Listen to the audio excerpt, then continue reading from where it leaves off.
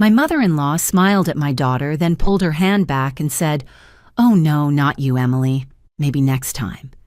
If you behave better." No gift, no bracelet, just a cold dismissal in a room full of kids flashing gold. My 7-year-old Emily looked up at me, clutching her bunny, whispering, "Mommy, did I do something bad?" That was the moment my blood turned to fire. I almost walked out, but what happened next changed everything. Before I tell you how my husband shattered decades of silence, that day hit like, and tell me in the comments if you've ever watched someone you love be treated like they don't belong. Your words remind me I'm not alone. I'm Claire Thompson, 34, and for most of my life I thought I'd married into a picture-perfect family. My husband Mark works in construction management, steady, reliable, the kind of man who never leaves a project unfinished. I work in an office downtown, juggling spreadsheets by day and bedtime stories by night. Together we raise Emily, our 7-year-old, the brightest little soul I know. She has big brown eyes that always search for approval and a laugh that used to fill every corner of our house. But when it comes to family gatherings, nothing ever feels simple. Mark's mother runs them like she's the queen of some private kingdom. The big old house she lives in, the one with the creaky porch and the chandelier that hums when the air conditioner kicks on, becomes her stage. Every holiday, every so-called special gathering, it's the same ritual. She cooks up enough food to feed 3 churches lines the table with trays of cupcakes from Walmart, dressed up on her own china plates, and calls in all the cousins, nieces, and nephews like she's about to hand down a royal decree. At first, I thought these parties were harmless, even sweet. A family that cared enough to come together right. But underneath the laughter and the smell of baked ham, there was always that tension. The quiet measuring of who got what, who sat closest to Grandma, who was worth showing off. And the truth, Emily and I were always on the outside of that circle. Mark would squeeze my hand under the table, that silent warning that said, "Just play along." He grew up in this house, he knew the rules. His mother adored certain grandchildren, the ones who mirrored her pride or carried her name. The rest were tolerated. You could see it in the way she bent down to hug one child, then gave another a distracted pat on the head. Still, Emily never noticed. Not until this year. She was finally old enough to sense that being part of Grandma's special club meant more than a hug at the door. It meant inclusion, belonging. And when my mother-in-law sent out the invitations for this latest gathering, she didn't call it a party. She called it a surprise for all the grandchildren. Those words alone were enough to light Emily up for weeks. She'd come home from school talking about what it might be, maybe matching necklaces, maybe toys, maybe a secret adventure. And I let myself hope too. Maybe this time would be different. Maybe this family would prove me wrong. The day of the gathering felt like it had been circled on the calendar in red. Sunlight poured through the lace curtains in my mother-in-law's living room, catching on the framed photos of smiling grandkids lined up on her mantel. Every detail screamed of celebration balloons tied to the porch rail trays of food spread across the long oak table.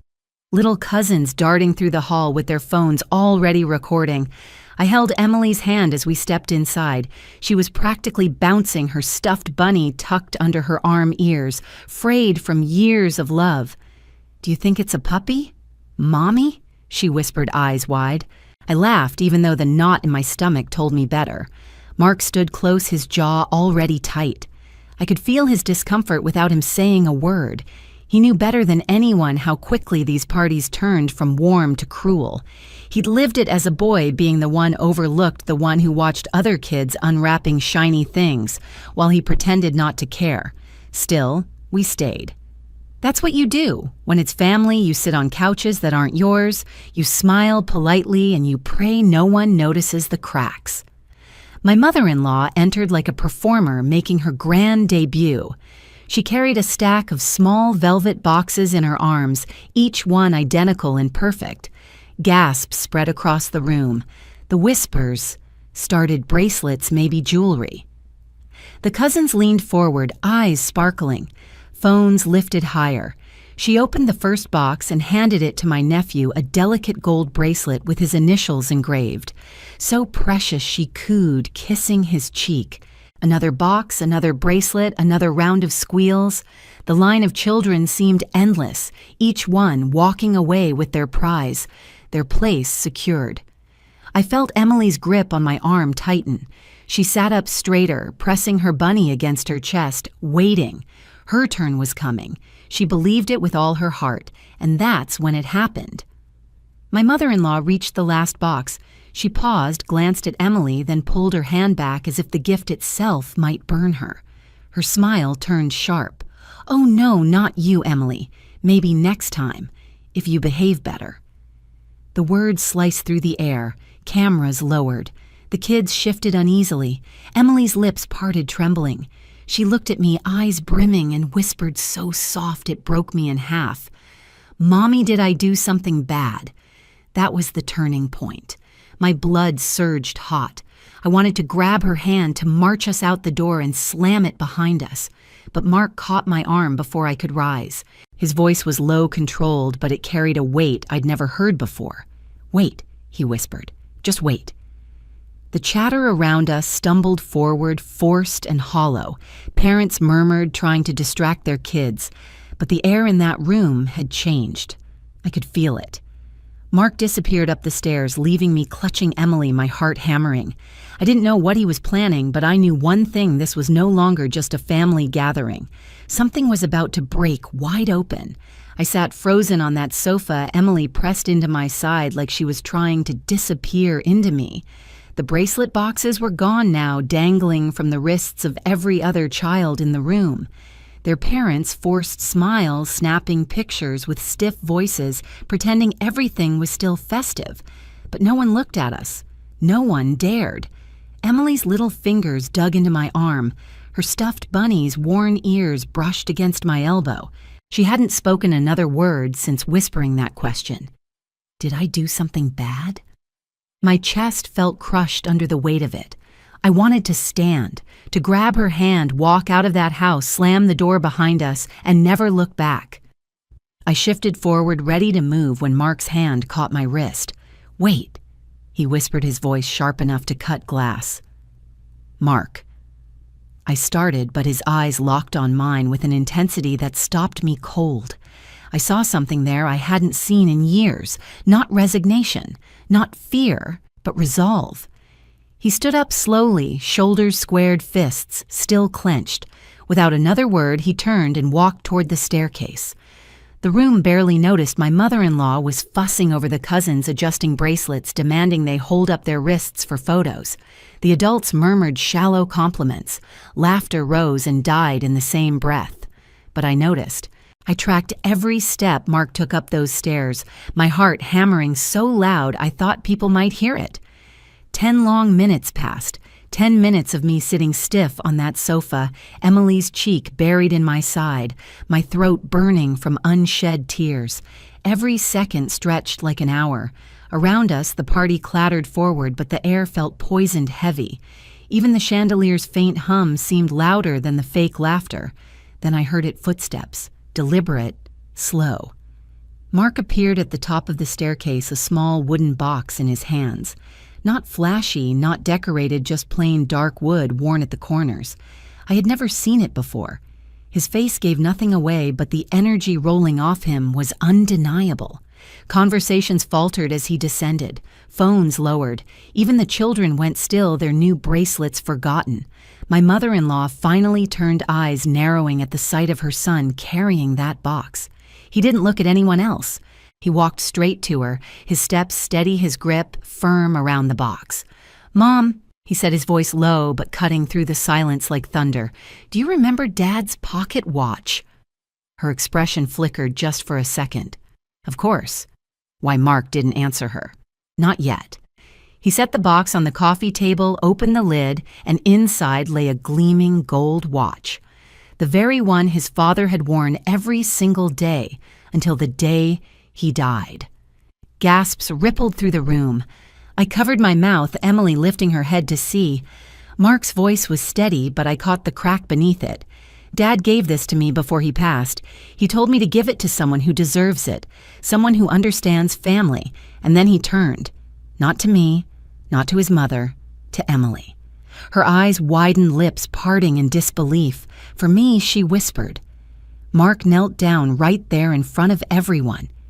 Yes, sweetheart. For you, because you do deserve it, because you are part of this family, because no one will ever make you feel like you're not. Tears spilled down her cheeks. My own vision blurred. The room had gone silent, but it was the kind of silence that trembles before it breaks, and I knew the counterattack had begun. Mark's words didn't just hang in the air, they detonated. The room that had been buzzing with shallow laughter now sat hollow, every eye glued to him, on one knee in front of Emily. My daughter's tiny hands trembled as she clutched the watch like it was made of starlight. Across the room, my mother-in-law's face hardened. She forced a brittle smile, the kind you paste on when the mask is slipping. Mark, she said, voice tight.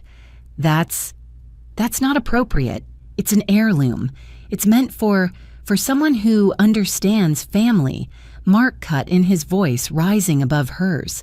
He stood slowly towering over her, the wooden box still open on the table, the truth gleaming inside it. Dad trusted me to decide, and I just did. Gasps fluttered again. My sister-in-law's phone, halfway lifted to snap a picture, froze mid-air. The cousins shifted uneasily, bracelets jangling. I felt my breath catch.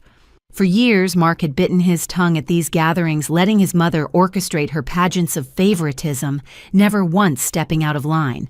But this time he was done. His mother's eyes darted around, searching for support. "You're overreacting," she hissed, the smile dropping. "It was just a playful moment. Emily will get something next time."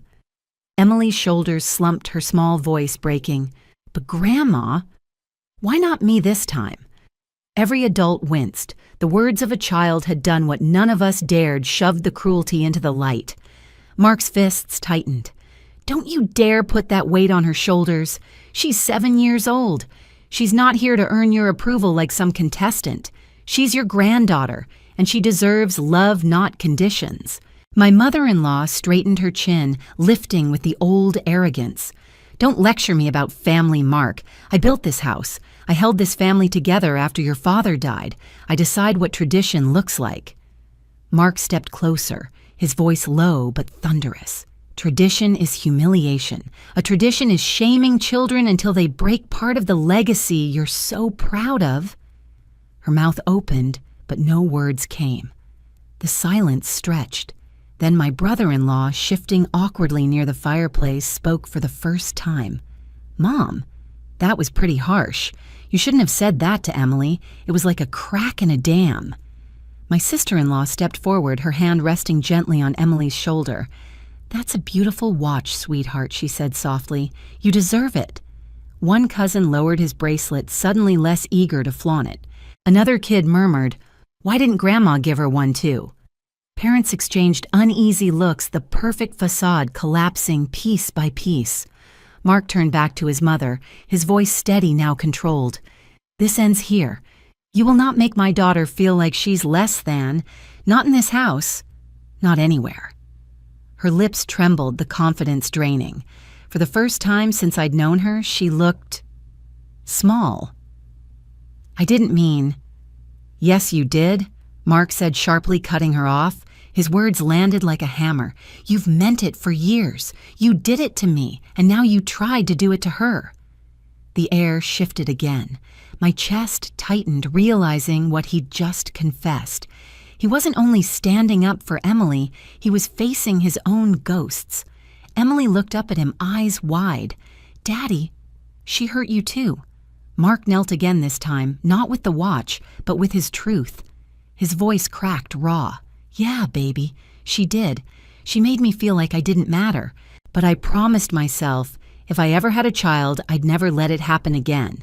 And today, I kept that promise." The room went deathly quiet. Even the chandelier seemed to stop humming. My mother-in-law's hands shook as she clutched the armrest of her chair. Her power, built on years of control and selective affection, was unraveling in front of everyone. Finally, she whispered almost to herself, "I was just trying to be fair." Fairmark's laugh was bitter. "You lined up children like trophies, handed out gold like a game show host, and then told a 7-year-old she wasn't worthy. That's not fairness. That's cruelty dressed up as tradition. No one defended her. Not this time." Emily's tears slowed her tiny fingers running over the smooth curve of the watch. She leaned against Mark, whispering, "Thank you, Daddy." I swallowed hard, blinking through my own tears. This wasn't just about a bracelet.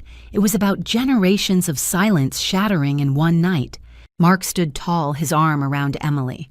"We're leaving," he said firmly. "And when you think back on tonight, remember this love isn't a prize you dangle in front of children. It's what you give freely, or it means nothing at all." We moved toward the door. My heels clicked against the hardwood, the sound echoing through the stunned room. My mother-in-law remained seated, her eyes glossy, her lips pressed into a thin, defeated line. Behind us, murmurs rose, hushed voices, nervous glances, people finally acknowledging what they'd all seen but never spoken. The screen door creaked as we stepped onto the porch. The summer night air wrapped around us, cool and liberating. Emily clutched the watch, holding it to her chest like a shield. Mark's hand found mine, squeezing tight. And for the first time in years, I felt it too, the weight of the cycle breaking. The car ride home was quiet, the kind of silence that settles after a storm. Emily sat in the back seat, her head tilted against the window, the gold watch cradled in her hands. The streetlights flickered across her sleeping face, catching on the tear tracks that had finally dried. Mark drove with both hands gripping the wheel, his knuckles pale. I could see the tension in his jaw, the way his chest rose and fell too quickly. Finally, he exhaled. "I couldn't let her go through it, Claire. Not what I went through. Not again." I reached across the console, resting my hand on his arm. "You didn't just protect her," I whispered. "You protected the boy you used to be." He glanced at me, eyes wet. For the first time, I understood the depth of his silence. All those years, the dinners where he barely spoke, the gatherings he dreaded. Tonight wasn't only about Emily. It was about ending something that had haunted him his whole life. When we carried Emily inside, she stirred just enough to murmur, "Daddy's watch. Makes me feel like a princess." Mark bent down, kissed her forehead, and whispered, "You're more than a princess. You're loved." Downstairs, Mark sat at the kitchen table, his head in his hands. I touched his shoulder, and he looked up at me with eyes full of exhaustion and relief. "We broke it," he said softly. "The cycle's over." And in that moment, I knew he was right. Emily hadn't just inherited a watch, she'd inherited proof that she mattered. And that love, real love, doesn't skip anyone. Family isn't measured in heirlooms or gold bracelets. It's measured in who stands up when it matters most. That night, my daughter didn't just walk away with a pocket watch, she walked away knowing she was worth fighting for. And Mark, he finally silenced the voice that had told him since childhood he wasn't enough. If you've ever seen someone you love treated as less than, you know how deep the scars can run. But you also know the power of saying enough.